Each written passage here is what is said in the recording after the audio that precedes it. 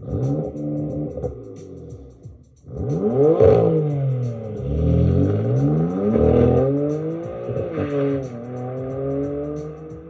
guys, I just wanted to make a really quick follow-up video to my how to clean your drains on your Porsche Boxster.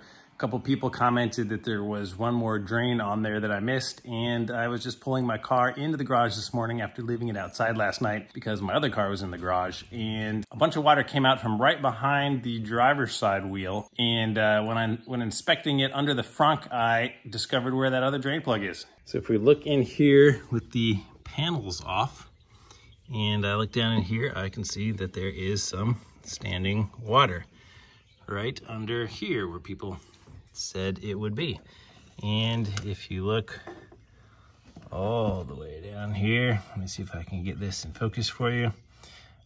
Where that arrow is right there, you can see a little grommet for a drain, and you can see that the water level is right up to that. So it is draining out, but there is standing water in there a little bit that is not going all the way down the drain since it's on the side. So I'm gonna get my trusty trombone cleaner out that we used before and see if I can get it in there. So I just ran the snake there, and you can see right here where water is dripping right inside of the wheel, and it looks like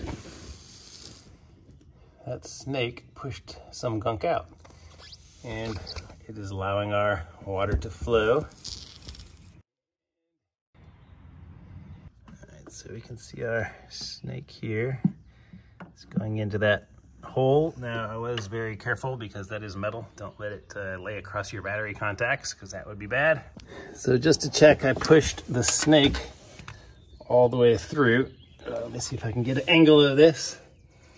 And you can see it coming out right there.